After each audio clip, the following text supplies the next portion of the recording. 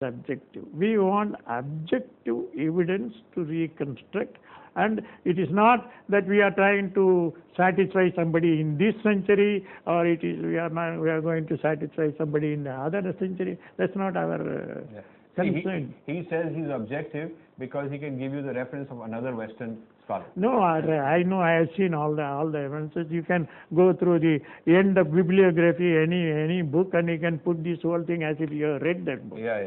You have not read it. Yeah. You have not read the content of it. You have not. What is the He just cites a lot of names and. Yeah, this is very easy. Very easy to do. So now let's discuss what is the way forward. What is the way through to bring Tamil Nadu back, revive the Sanskriti in Tamil Nadu? What do we do? Dance? Do we do music? Do we do temples? How do we revive it? So no, but you see, Sanskrit is a linear development from the Vedic tradition, and at a particular point of time, it was made more structured as a language. We have several Prakrit languages in different regions. Every region has got its own Prakrit expression, that is spoken language. Spoken language keeps on changing through time and through space. But the advantage of Sanskrit is it never changes because it has been structured properly with grammar. So we have astronomy, book on mathematics, we have book on medicine, we have books on architecture, we have books on music, dance, philosophy, code of life, etc., all written in Sanskrit because it is not changing through time or space. It's greatly advantageous for all over India to use it at any point of time. You don't have a distorted view from the Prakrit words. It is possible, but in Sanskrit you can't have. So medicine we have to use, music we have to use. We have Ayurveda, excellent Ayurvedic texts are there. Amazing scientific experiments are being mentioned in those texts. And music, if you cannot have music, classical music, without Sanskrit. In Tamil Nadu? Yes.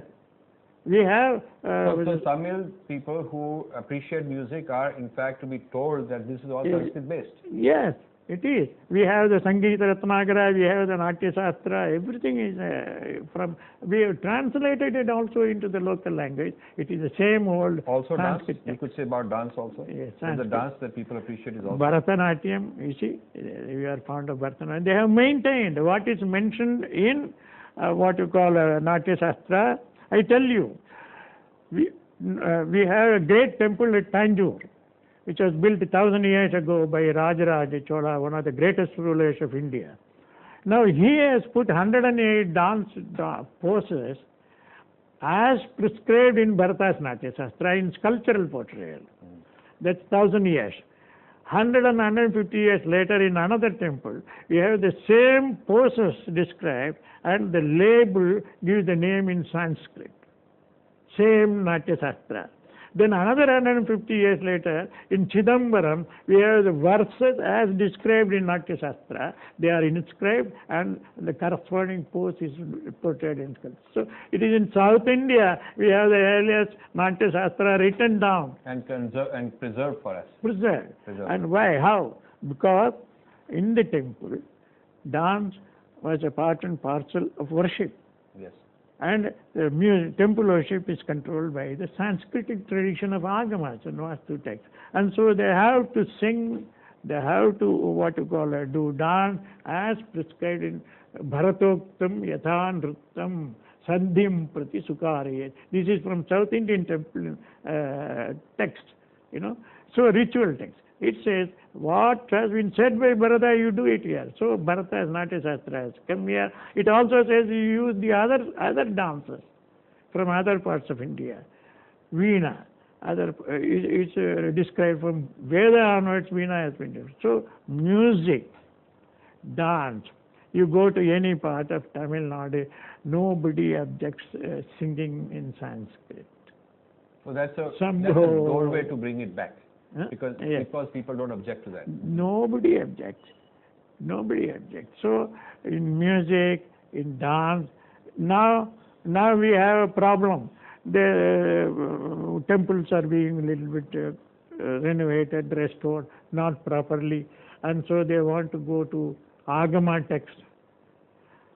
And the court is seized of matter, how to control. Say the UNESCO is seized of this matter. They all want to know what is there in the Agama.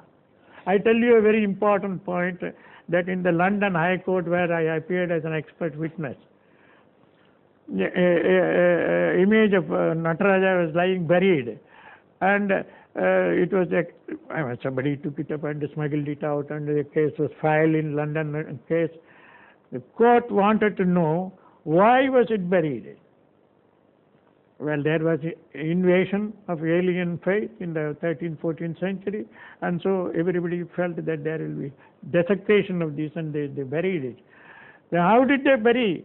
I said, how to bury in the event of invasion, fire, epidemics, or migration, etc. It is prescribed in the Agama how you should bury it. Then the judge asked me, where is the text?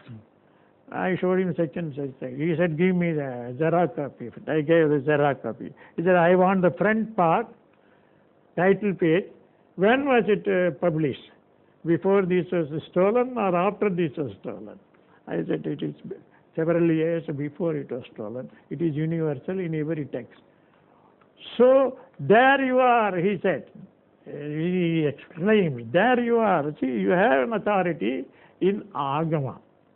And that Agama has to be used for nearly 40 to 50,000 temples in Tamil Nadu today. So without Agama, you can't do the worship, proper worship. So you cannot get away from a culture that has developed with the Sanskrit and Tamil together. We have 20,000 verses in Tamil, but they are all integrated with Sanskrit and Sanskrit ideas. So how do you feel about today the temples with their amazing history and wealth of knowledge are not given importance, and churches coming up all the time? Churches coming up all the time and temples sort of abused. And festivals, a lot of propaganda, a lot of media against Hindu festivals, that there is something wrong, so Hindu festivals sort of under pressure to bring them down, and Christian festivals on the way up. What do you feel of that? What should we do? No, it's daily rituals. How you start the ritual in the morning, how you do it in the afternoon, how you do it in the evening. And when this worship is going on, what raga should be played, what instrumental music should be given. All these things are all prescribed in the Agama. Festivals are daily festivals, periodical festivals, seasonal festivals, annual festivals are there. They are all prescribed for how many days you have to do, first day what you do, second day you do. Is it just a simple ritual, or is there any philosophy behind it? The Agama says what is the philosophy behind it. So all these things, if you want to know how it was for the past 1,000 years or 1,500 years, we have this Agama telling us how to do it. But see, today's politics is not in favor of that. I don't think they are against it. They don't understand it. So you and think they that cannot, also our constitution also protects our rights to do that. But you know, the Dravidian parties, both the DMK and the AIDMK, Yes. ruling the state for a long time, they are not, I don't know if it's ignorance or just a political agenda, that they want to bring down the Hindu tradition. I don't think it's purely catching power, that's all. But the common people, they still go to the temple, they use the same archanas, Sahasranama and other things, they're all in Sanskrit. I don't think this, what you call, it's all right for some people, from local people who are not able to follow Sanskrit. Doesn't matter, you use it in Tamil. But it is the same thing, what is told in one language and other language. Yes. I don't think Sanskrit can be removed from the life of Tamil. So I want to thank you for this conversation. What I want to tell the viewers is that after our Swadeshi Indology Conference number 2 is done, which is in February, where many of these things will be presented along with lots of other things, we will have a future conference on Tamil Nadu, where we will bring all these things out, discuss Tamil Nadu, the reimagining Tamil Nadu, rediscovering Tamil Nadu, taking back Tamil Nadu, whatever you want to think about it, because we think we've lost too much ground here and it's time to take it back. That's right. So we need your help, and we are so very grateful to you for all that you have done. Thank you. Tamil has a lot to give, and show also many of these works which are not, many of the Sanskrit texts which were in India were lost, and now they are found in Tibet and so on. We are again translating them to back. Similarly, there are many texts which are not in Sanskrit available immediately, but they are available in translations in Tamil. So we're getting them. So you have to revise. So we need, and we have so much to give also to understand that. Thank you very much. Thank you very much. And namaskar to all of you.